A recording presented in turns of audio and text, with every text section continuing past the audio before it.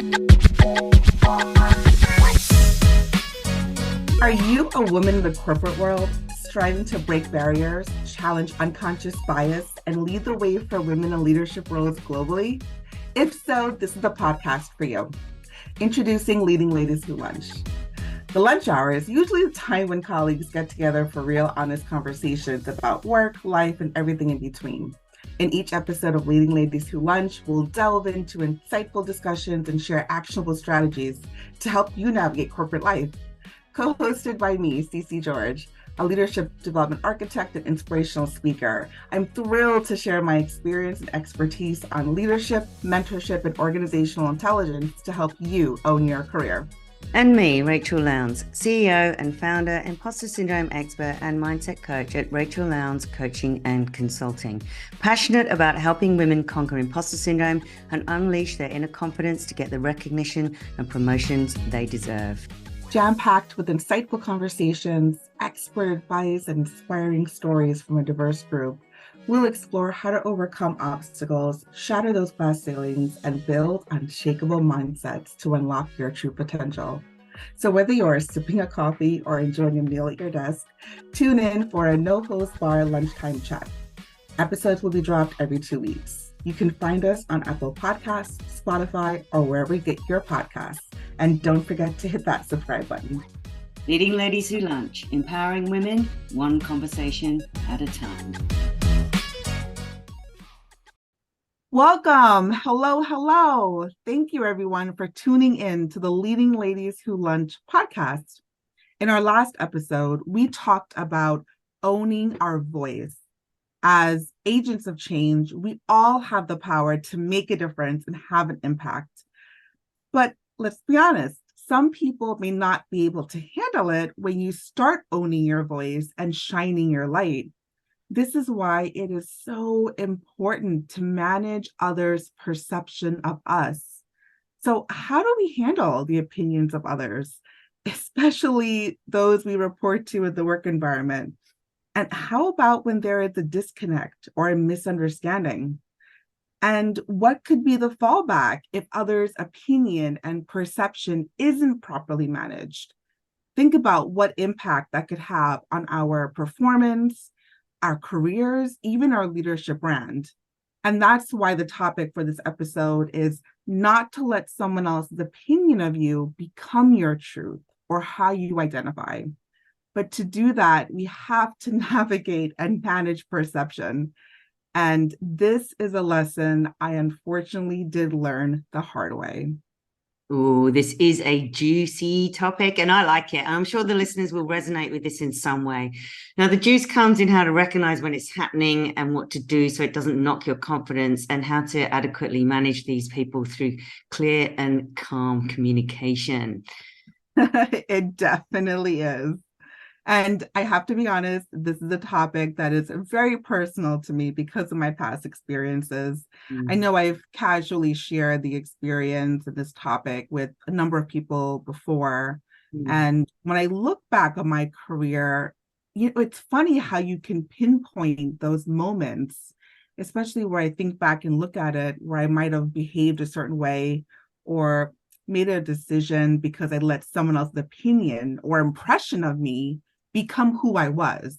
Right. And there were so many times when it was apparent what someone else thought of me. And rather than speaking up, owning my voice and challenging their opinion or perception, I chose to remain quiet, thereby allowing them to continue seeing me that way. And the recent conversations that I've had have really started to spark my reflection on this topic in particular. And I'd love to share that. But first, Rachel, I'm curious, have you ever had an experience, maybe you were aware of someone else's opinion or perception of you that wasn't aligned to who you are? How did you manage that? And what was the impact it had on you? Yeah, I mean, I've encountered many managers who simply haven't liked me, right? And eventually found a way.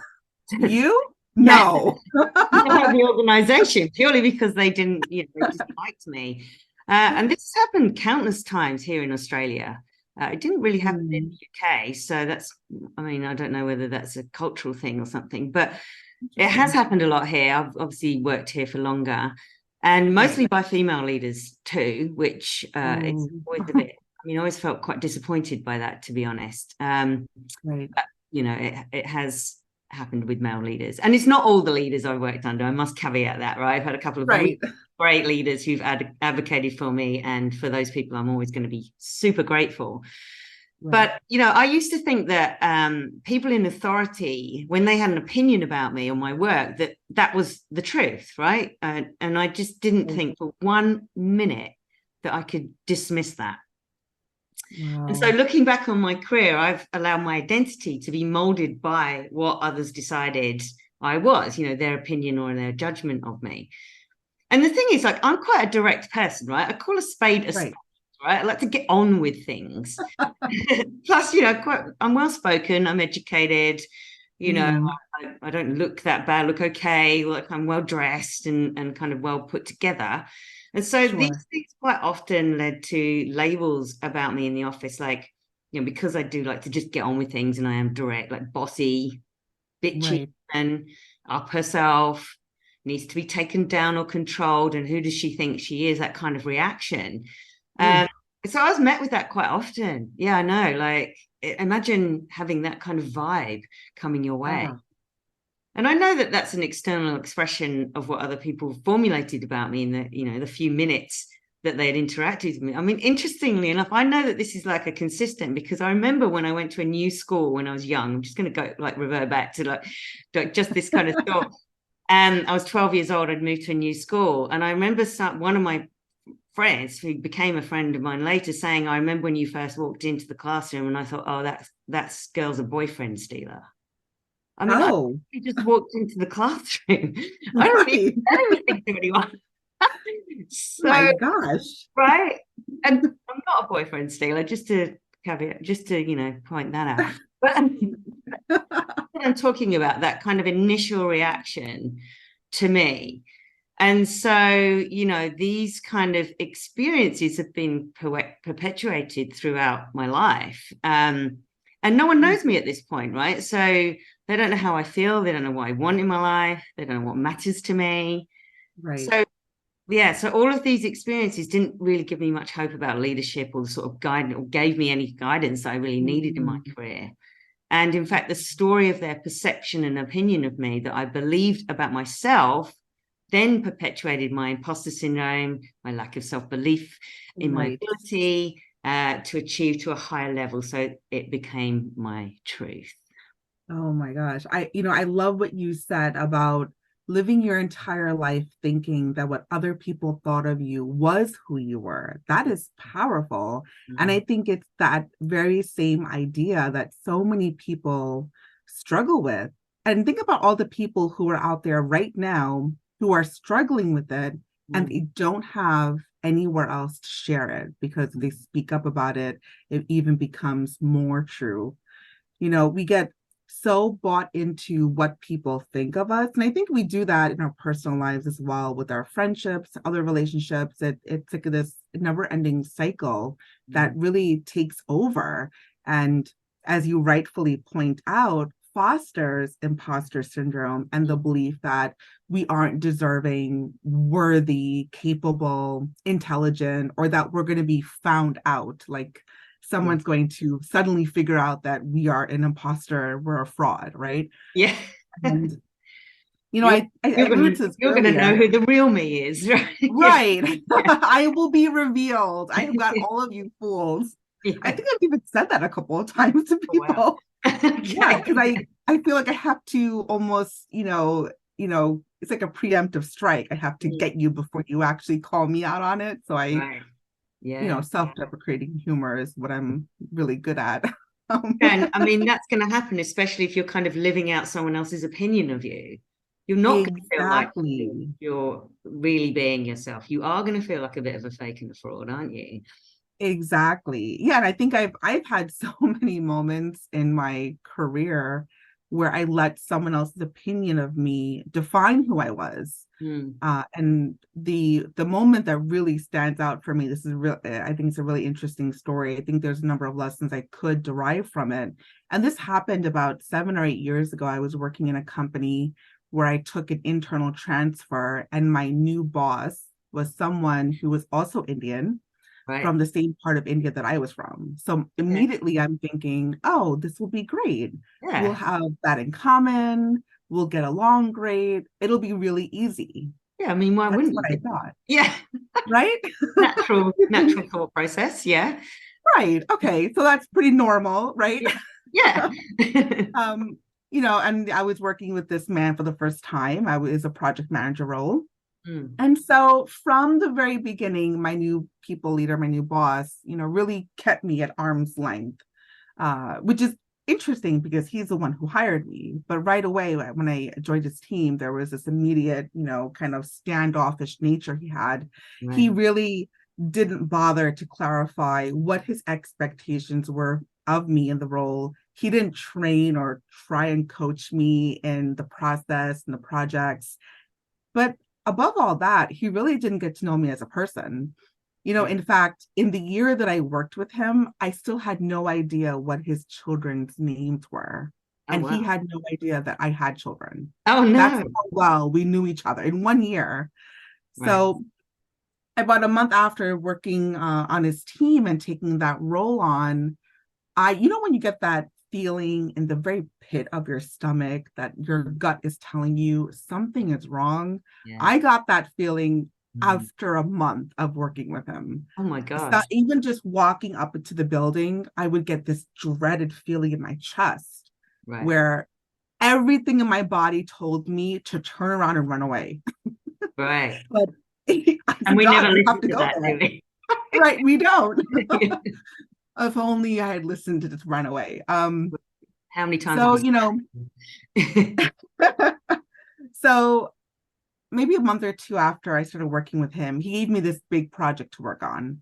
And, he didn't explain how the project should go, but I used my brains and I figured it out. And the project was I had to swipe out some equipment of an office. So the installation had to take over during a weekend. And so as a project manager, I would have to design and construct a plan, coordinate logistics with the vendor and the staff, and do all project managerial type things.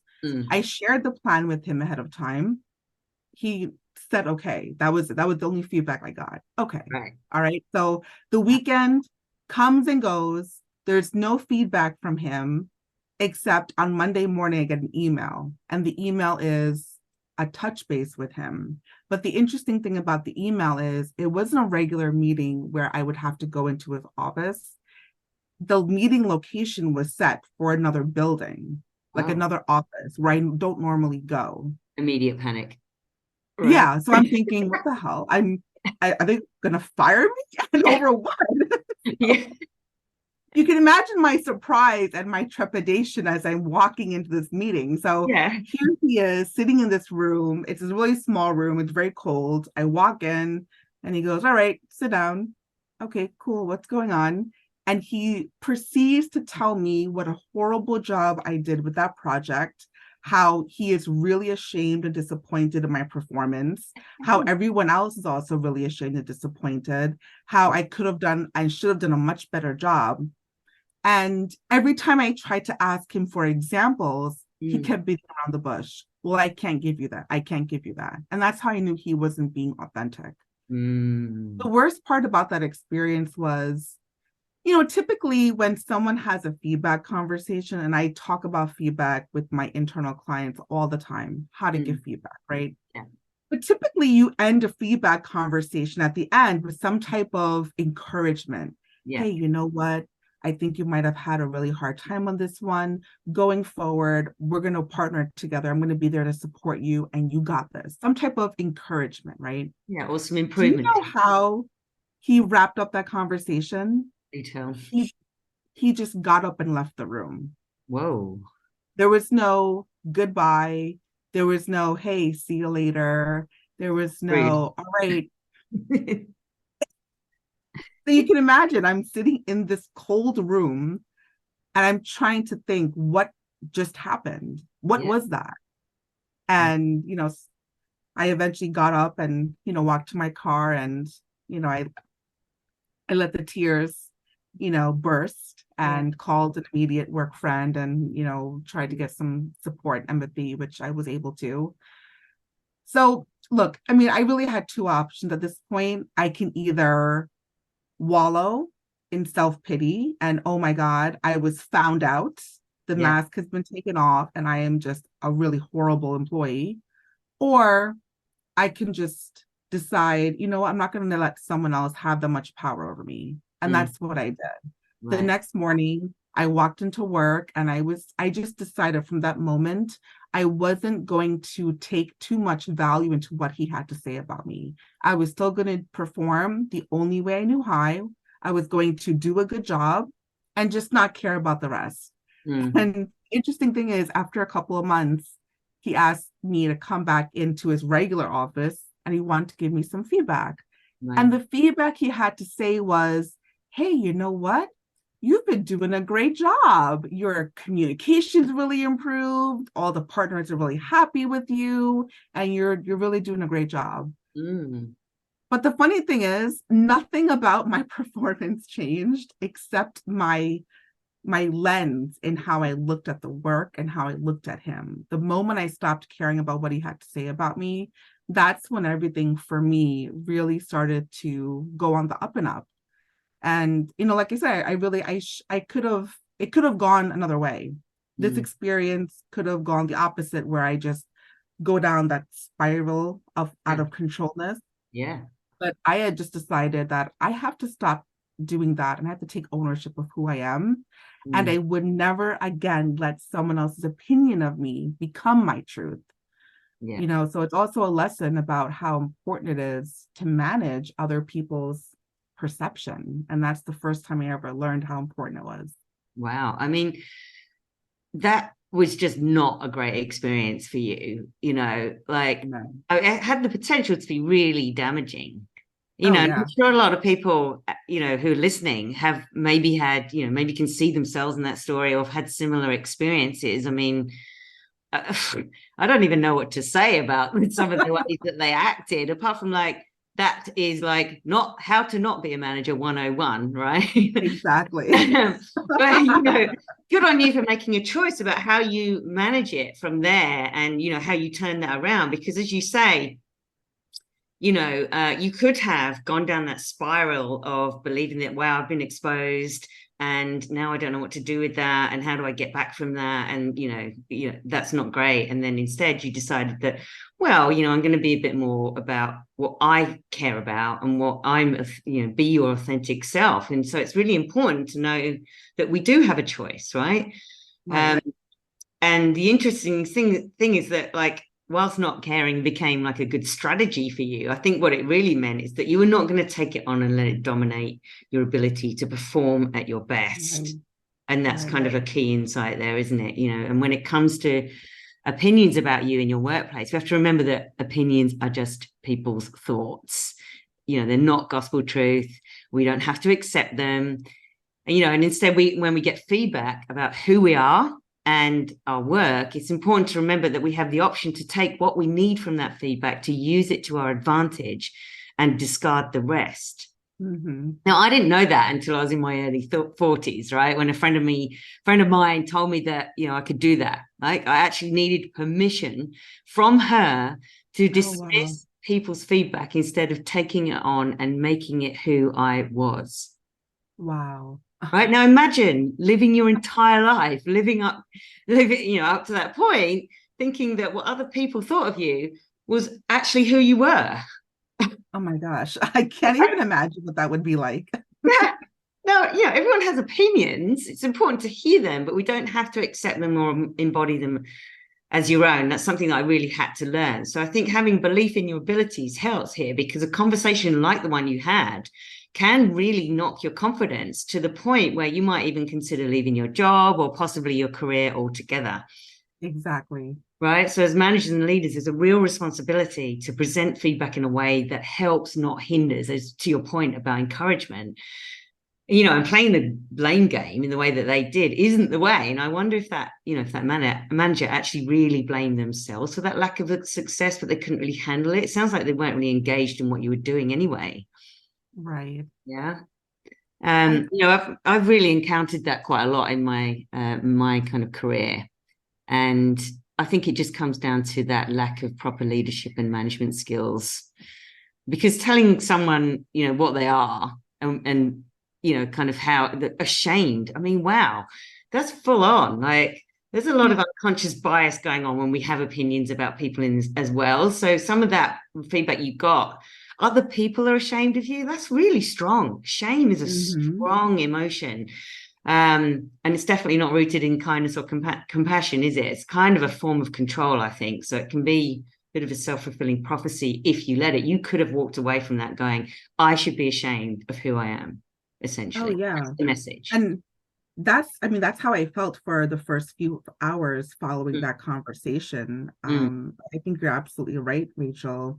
And that's why I think, now that I'm a little older and I've reflected on that experience quite a few times, there's that saying, there's clarity in 2020, you in hindsight, so I definitely think as an older professional, now if I were to coach someone, I would coach someone differently because of what I've gone through and how I think, what would have happened if I had spoken up and really challenged what he had to say. I mean, I did ask for specific examples, but I didn't challenge what he had to say. Right. I did not, I allowed him to use the language without, challenging that. I wonder what could have happened if I would have said, I'm the kind of person that doesn't allow people to talk to me like that. Yeah. I just wonder what would have happened if I had challenged what he had to say by saying such a strong phrase. But it didn't come to me at the time. This is something that I'm thinking about because I'm older and I have the confidence to say that now to people, that I don't allow people to speak to me like that. Yeah. And that's why I think, again, I think the lesson is also in managing other people's perceptions. Someone once told me that perception is everything in the workplace. Yeah. Personally, I don't believe it's everything. But I do think, just like with anything else, it is something that you have to manage and you have to be on top of it. So in that story that I shared, just like I just said, what could have transpired between that former boss and I if I didn't manage that perception? If I gave it a few days, let it marinate, and then went back to him and asked him, I'd like to revisit that conversation. I'm really looking to learn and grow and develop. And I would, really appreciate if you can really explain to me the basis for what you had to say, because I'm still unclear.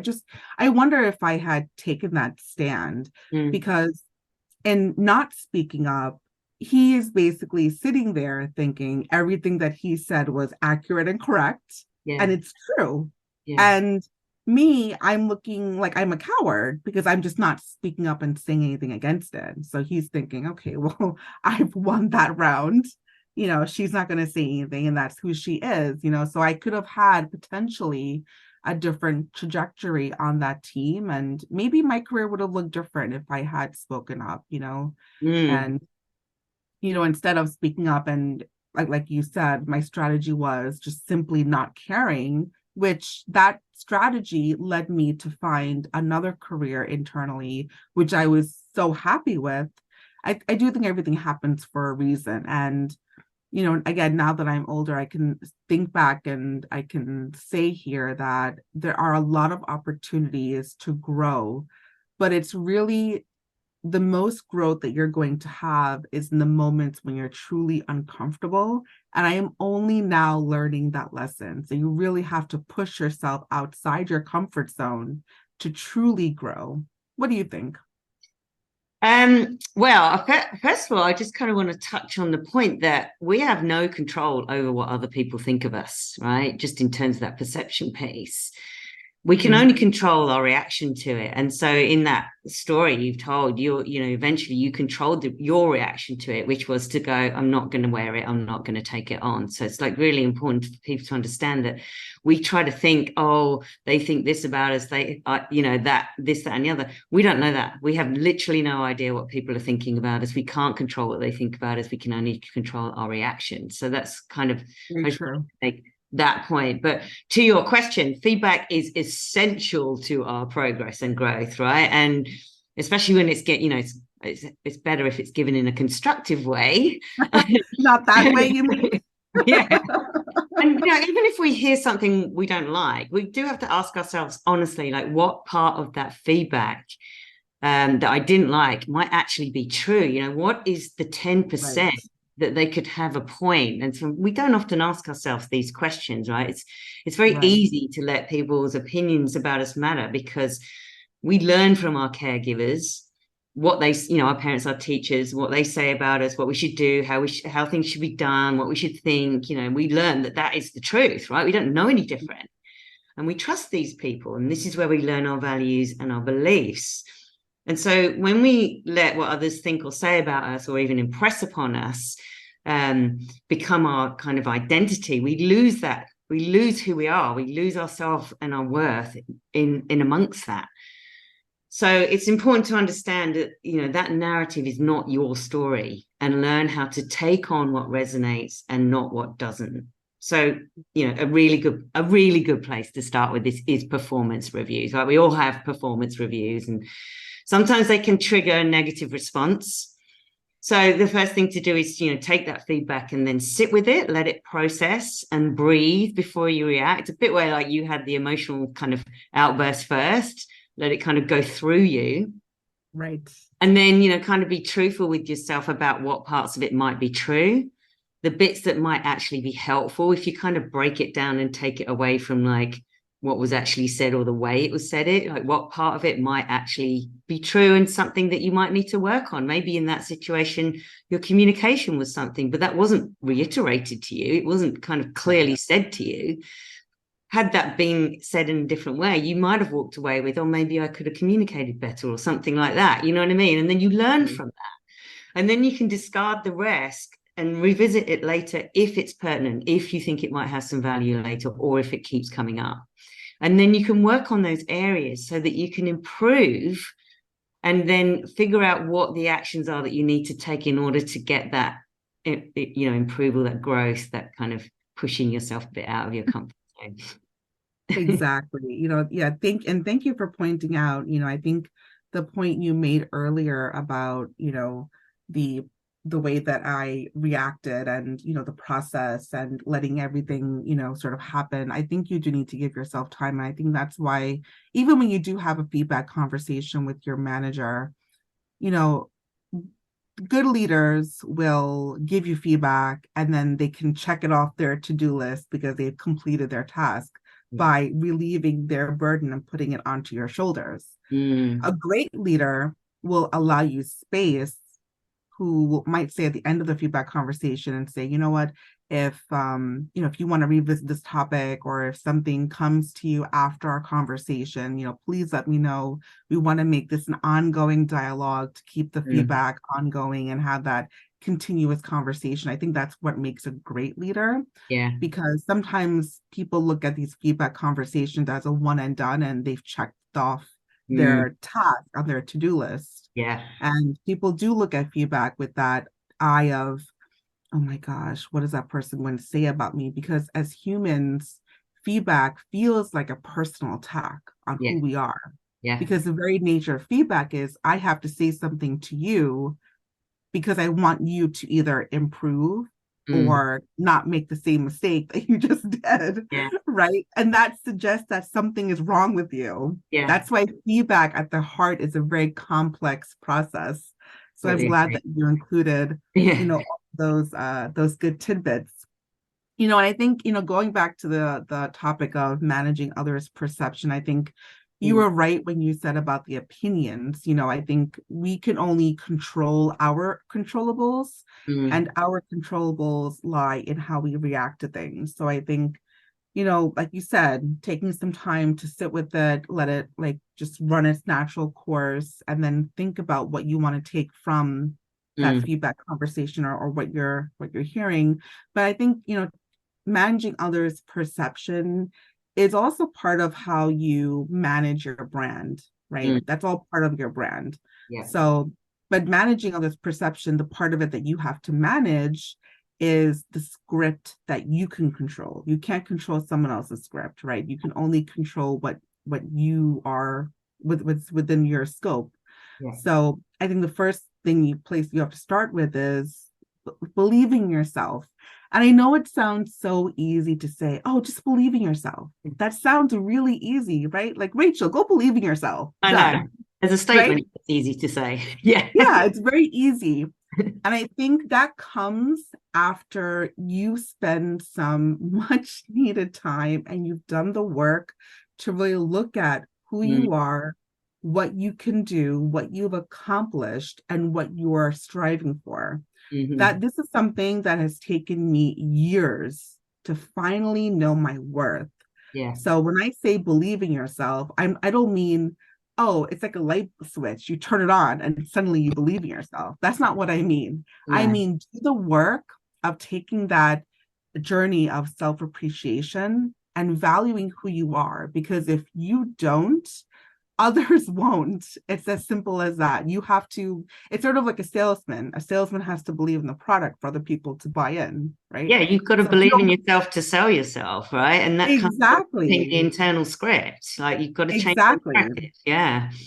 exactly. So in addition to that, I'll also add that managing others' perceptions, opinions, and navigating that whole world, you have to do that by having conversations with people. So, Mm, like in the story that I shared, and like I shared with you earlier, I wonder what would have happened if I questioned what he had to say instead mm, of taking it, as you say, like gospel truth. mm. So the next time you hear someone say something to you that, oh, you are completely incompetent, instead of accepting it and to go and going, oh, okay, then I am. No, stop right there and you control the narrative. So Well, the what do they conversation mean by would that? then be, what do you mean? Tell me more. Yeah. What are you observing that you are now concluding that I am that? Yeah. Get curious Question with it. it. Yeah. Exactly. And get curious. So not from a place of defense, a Mm, place of, oh, I wonder why you would say that. And then absolutely. that is an invitation to have a conversation. Yeah. Also take And like the anger out of it as well. If you just say, I wonder why, I'm I curious wonder to understand. exactly. Yeah. Instead of saying, why'd you say that? Right. Yeah. We want to come from a place of curiosity Yeah. because that is a way to potentially de-escalate what could be a very, Yeah. Painful very hot situation for you. conversation. Yeah. Yeah. And then I'll just add, to have a mindset of learning and growing. Mm. When I chose not to wallow in self-pity and stay on the woe is me wagon, I chose another path instead. Yeah. And I'm proud of myself for doing that because it was in that moment that I decided that no, I'm not going to fall into that trap and let his narrative control me. Mm. And, I wanted to prove not just to him, but to myself that I can do things. Yeah. And since that conversation with him, I've gone on to take on a number of different rising roles. I've gotten my master's in leadership, no less, spoken at conferences, co-authored 2 articles that are published in journals, and just recently delivered a 45-minute keynote speech. So Yes. for the person who once told me I can never do more and be more than that, well, I say very kindly, I did. Yeah. And I think that's amazing that you can turn around and say that because at the end of the day, like we said before, that whole conversation could have had a completely different kind of effect on your career. You could have left your career and gone, I'm not cut out for this. I'm just going to be a mum and a wife, Right. and like had no career whatsoever. And, the thing about growing is that we have to also look at what are some of our kind of not downfalls, but like the things that we're maybe not as good at, which could actually help us become more successful, like turning those weaknesses into our strengths by facing up to them. The Right. things that we're scared of, essentially, Right. like speaking up or sharing ideas and that kind of thing. We have to like look at that and go, well, why am I holding myself back from that? And what is this doing to my career? How is this serving me? And again, not letting other people's opinions of you then determine the trajectory of your life and your career. Like they just don't need to have that power. So we can Right. change that narrative. Yeah, Absolutely. because if the opinion of us matters and we believe what people say about us and our work and our behavior, it's going to reflect this, and it's not always constructive, especially if we, you know, at our core disagree with it. So, you know, as I say, you might engage in sabotaging behaviors, like you may leave your job. I mean, in my case, I ended up becoming belligerent, playing up, doing the least amount I could get away with, and externally I was drinking quite a lot. So to break it, we have to take a moment to reflect on these opinions and decide if that's what is true about us, and then, you know, decide, no, it's not, I'm going to change that. Because right, absolutely. Yeah, really the only opinion about us that matters is the one that we have of ourselves. 100%. I could not have said that better. It is totally up to us to control that narrative, and the only one that matters, you're right, is the one that we hold of ourselves. Mm. You know, this has been such an amazing, you know, time with you, Rachel, to talk about, you know, this topic, and just wanted to take a few moments to recap, you know, everything that we're sharing here. So, like I said, believing in yourself, do that work up front of understanding, getting to know who you are, your strengths, your abilities, and really face all your accomplishments in the mirror and smile, you know, have that confidence in your abilities, because if you don't, others certainly won't. And managing others' perceptions and opinions of you by asking for feedback, you know, using phrases, you know, when you hear something that you're questioning internally, just ask, well, tell me more about that, you know, and look at that feedback with a curious eye to see what you can truly take as feedback to grow. Yeah. And then the last thing I'll add here is that growth mindset to push yourself beyond what you think you can do. You know, I talk about this with other people, but I'll say it here: unleash your inner badass and prove to yourself and others that you are more than what people just see on the surface. Yeah, totally agree. Also would add, like I always do, that knowing and understanding your core values goes a long way to helping you build a strong internal personal profile and brand, because when you know these and live by these, you know, conversations like the one you had become a lot easier, because you're like, well, that doesn't feel like it fits with who I am. And you can question it, right? Everything just becomes a little bit easier when you really understand who you are at your core and what means something to you. Absolutely. I think values are at the core of everything that we do and all of the decisions and actions that we take. Yeah. This has been amazing. Thank you, everyone, for listening to this episode of the Leading Ladies Who Lunch podcast. This was a heavy topic, but one that holds a lot of value. And our hope is always that you can feel seen and heard with some practical tools and strategies to help you navigate similar situations for yourself. If you liked this episode, we would be so grateful if you could share it with your friends and tag us on social media at Leading Ladies Who Lunch. Your review of this podcast really means so much to us. We'd love it if you could rate it and subscribe to the show.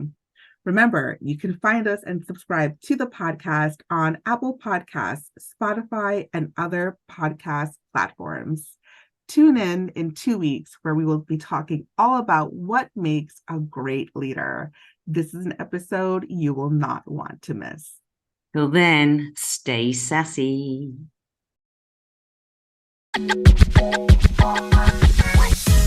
Thank you for joining us on the empowering journey at the Leading Ladies Who Lunch podcast. We hope you've enjoyed our insightful discussions, actionable strategies, and inspiring stories that we break down during each episode. If you haven't already, make sure you subscribe to Leading Ladies Who Lunch on Apple Podcasts, Spotify, or your favorite podcast platform so you never miss an episode. And remember, the conversations you've heard on this podcast are just the beginning of your journey. Let your voice be heard, inspire change, and continue breaking barriers as you lead with authenticity, resilience, and unwavering determination.